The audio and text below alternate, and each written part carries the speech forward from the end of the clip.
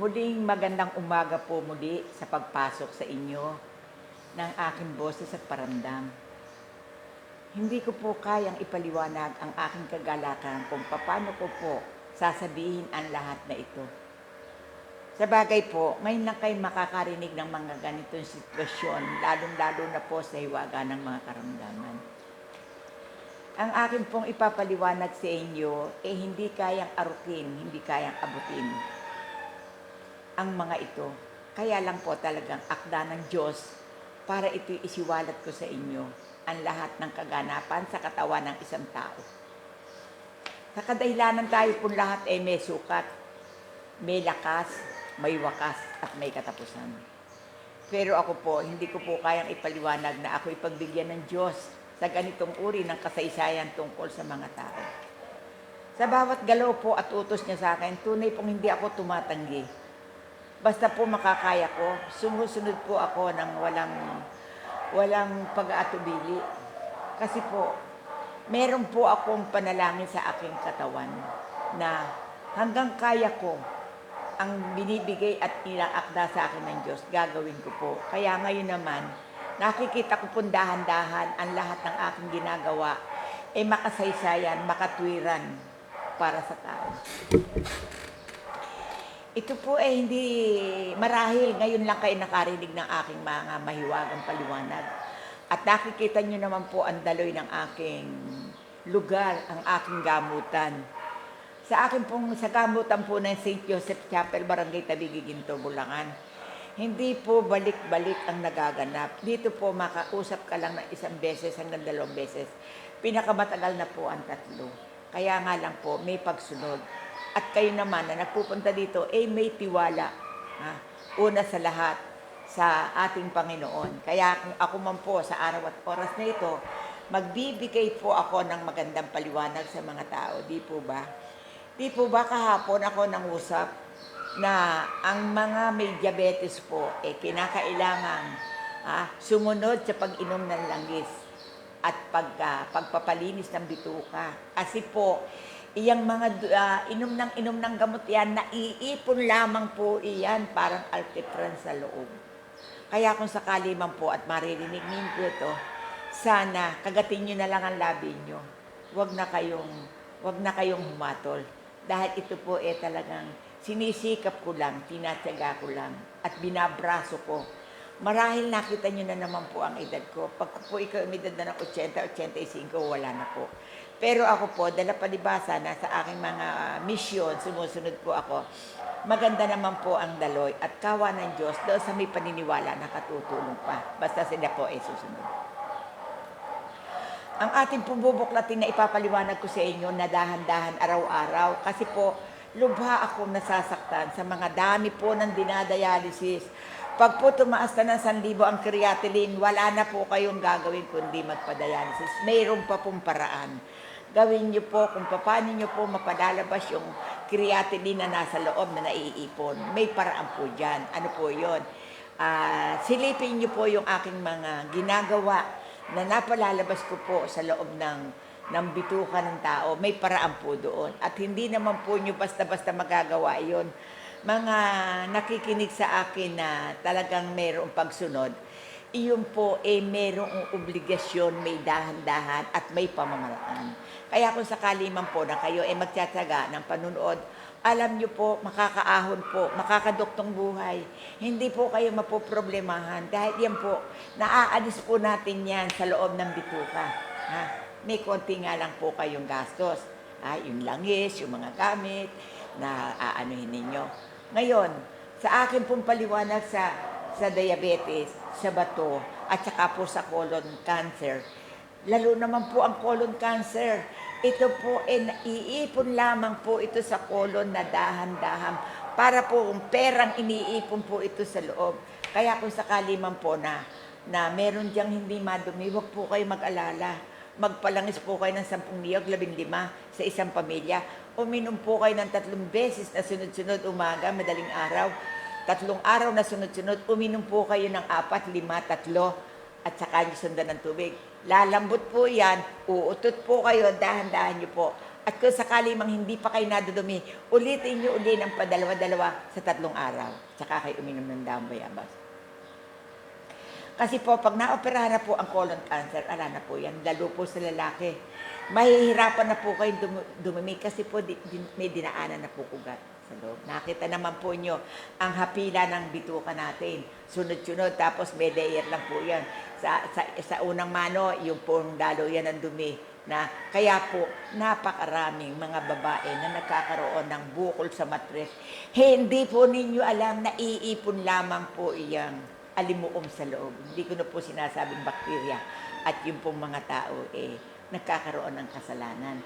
Kaya ayun po, sa aking mariing paliwanag na hindi ko po pinagsasawa ang sabihin sa inyo, para po iyon makasunod lang ako sa mission ko.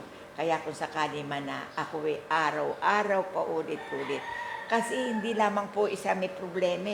Lagana po ito. Yung pong nakarinig kahapon, yung po iba naman po yung makakarinig ngayon. Kaya po kung sakali talaga pong binabraso ko ang mga ito. At ang una ko pong sasabihin sa inyo, kaya po kayo nagkakaroon sa dialysis, kulang po kayo sa inom ng tubig. Subukan nyo po na yung pagkarinig nyo sa akin, aregluhin nyo po yung pag-inom. May linya po ang pag-inom natin ng tubig para maayos po yun at nang dumantay. Kasi po, sa pantog po lalo ng kalalakihan, ako po nahahambal. Itanong nyo sa akin, napakasakit po mga kateter. Kapag po naipon na yon, kahit po kateterin ninyo, bubunutin nyo po yan at mamamaga na lang. Nasaan na po kayo? Mamamaga, mamamanas. Kaya ang akin pong pagsasalita sa liwanag ng kandila, ito po'y daloy, na tuloy-tuloy, na hindi ko pinag-aralan na bigay ng ating Panginoon para sa mamamayang Pilipino. Matapos ko pong makapagpaliwanag sa inyo sa lahat ng bagay, ang tangi ko pong masasabi, yung pong talagang ang buhay po natin may pasimulay, may wakas. Lahat po tayo may sukat. Bago po isinilang ang tao, may kanya-kanyang wakas at katapusan. Kaya kung ako man po, lagi niyong nasisilip sa Facebook, tunay naman pong pag pinag-aralan niyo ang aking sinasabi, may laman, may mapupulot po kayo, lalo sa karamdaman, at hindi kayo magiging pabaya. Natuklas ko din po ito sa mga psoriasis na marami na rin pong taong mga nagdaan. At sa edad ko pong ito, marami na rin po akong mga na-encounter lalo sa panggagamot ko. Ito pong aking ginagawa na paglilinis ng bituka, tunay naman pong nakakagalak at nakakatuwa. Kasi po, pag nilinis ko po ang bituka ng tao, talaga pong nalinis. Tapos po, uulitin po yan. Tapos po, susunod po sila sa mga sinasabi ko, mayroon pong gumagaling. Hindi ko po sinasabing magaling. Meron pong gumagaling sa kanilang pasgudod at paniniwala. At naniniwala po ako na ang Diyos na rin ang mayroong paraan niyan. Ngayon, dito po sa aking paliwanag na ngayon, lalo na po ng marahil po magugulat kayo sa ibabalita ko. Kaya po ang aking paliwanag sa May 9, 2026, nananawagan ako sa mga murang kabataan, lalong-lalo na po sa magulang. Alam niyo po ba, lalo sa new generation, magsiayos kayo. Huwag niyong panaigin yung maigsing isip ninyo. Ilagay ninyo ang katawan niyo sa tunay na tao at karapat-dapat. Tagalog po yung sinasabi ko. Mga ina, makinig kayo. Dahil ang mga kabataan po ngayon, mga bulusok. Ngayon po pag po nakatuntong na sa eskwelahan naku po, akala mo po magaling ng tao. Pero hindi po nila alam na tumutuntong pa lang sila sa numero 1, numero 2, numero 3. Hindi pa po sila sigurado. Dahil ngayon ko po nasabi sa inyo, dahil ako po'y nakakawalong dekada at kalahati.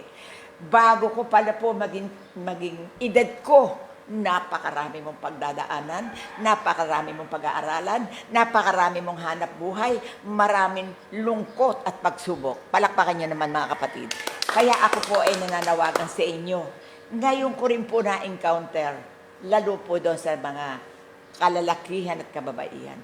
Marami po akong nabibisto dito dahil 44 na pong taon ako nang gagamot. Yung pong babae na walang butas ang ari, na hindi po ba nakakarinig tayo kung minsan, ikinasal, walang ano-ano'y nagkahiwalay. Palakpakan nyo. Hindi ninyo alam, may sikreto po pala yun. Yun na po ang akin. Lalo na po yung naging experience ko rin po, yung karanasan na pinaglihi sa singkamas, pinaglihi sa manok. May kanya-kanya pong sitwasyon sa hiwaga ng Panginoon. Kaya po, ang tangi kong masasabi sa inyo, gamitin nyo po ang puso't isip ninyo kung paano po maging maayos na tao as a true Filipino. Dahil ngayon po, kung wari mo po, mananaig sa inyo yung inyong ambisyon, yung inyong kahinaan, ano mararating nyo? Wala. Kaya ngayon po, ang masasabi ko sa inyo, tumindig kayo, magpakatao kayo. At pagkatapos, mga new generation, pakinggan nyo ang mga mama at papa nyo. Wala silang sasabihin masama. Hindi kayo ilulugmot ng inyong mga magulang. Tuturuan kayo sa ayos na pamamaraan para marating nyo ang tagumpay. Kaya ngayon, naririto na ako, nalulungkot po ako.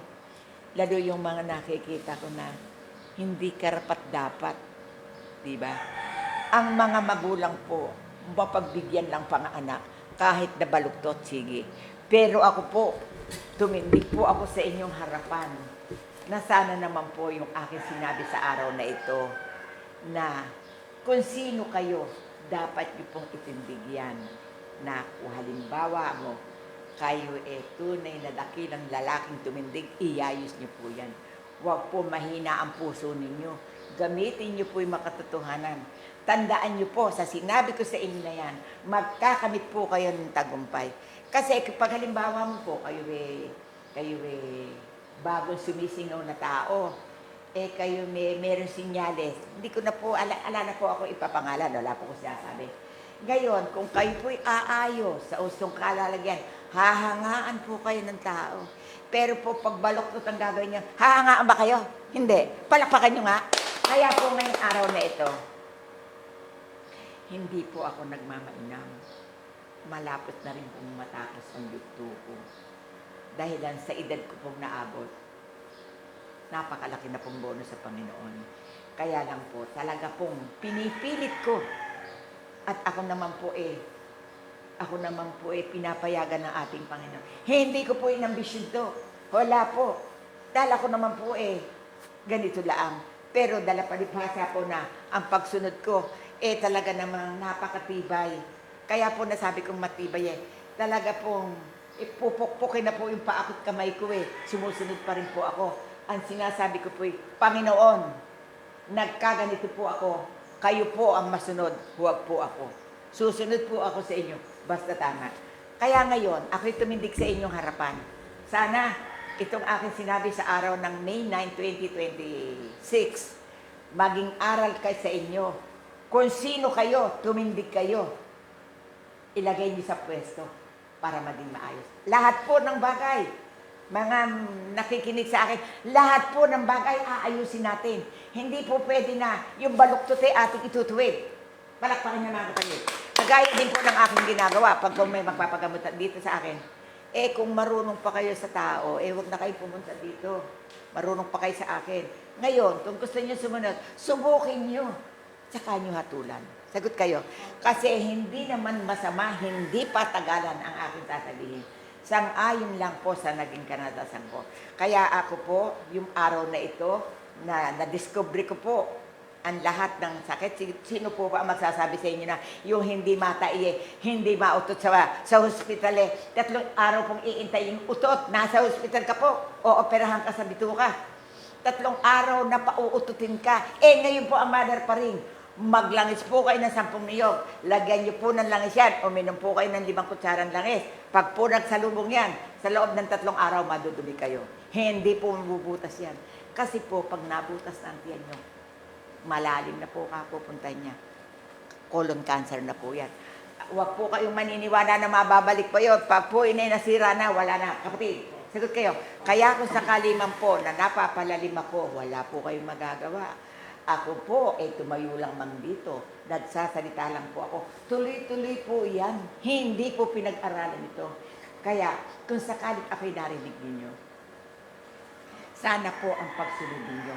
lalo na po yung mga 4 na taon hanggang 5 taon, yung pong nagtitiis diyan na hindi matae. Hindi po ba kayo nalulungkot na ang bata ay mabutasan ng tiyan? Sagot kayo, napakabigat po. Bumili po kayo ng labatiba ko na yung pambata, 500. Lagyan niyo po ng langis, bombahin niyo po yun. Miya-miya po tatain na kayo. At lalo naman po yung labatiba, isinishare ko po yun. Kaya lang po, sa totoo lang, hindi niyo po pwedeng gamitin sa mga tao. Ang magaganap po niyo, kung napakinggan mo ko, ikaw ang gumawa sa sarili mo.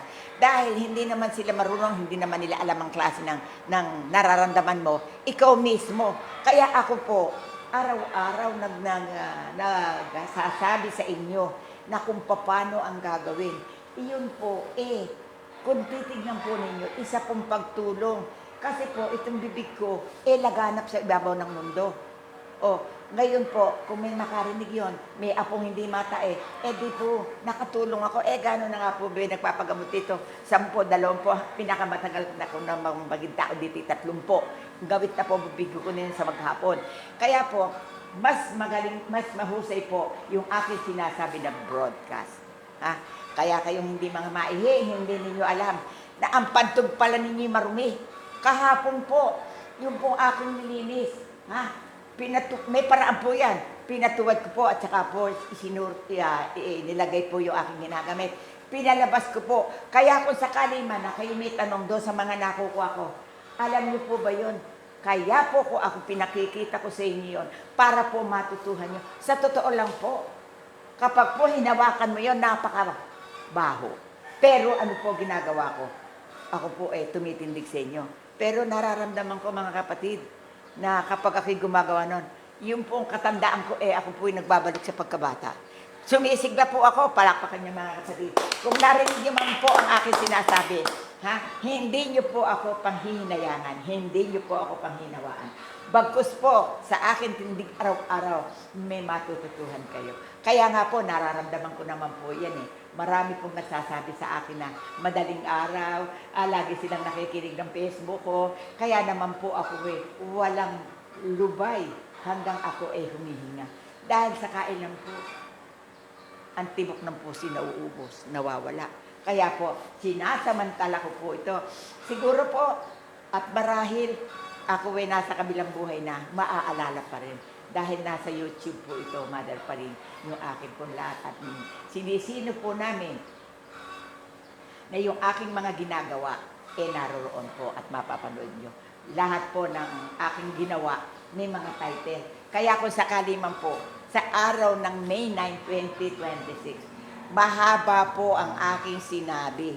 Ang pinakamatindi ko pong sinabi din, lumugar kayo sa dapat kalalagyan bilang tao, Tagalog. Hindi po mabigat, hindi masama. Lumugar po kayo sa dunay na dapat kalalagyan bilang tao. At kayo tunay tao at true Pilipino. Huwag po kayong maninira. Dahil ang sasabihin ko po sa inyo, kapag po kayo nanira, sa mukha ninyo tatama.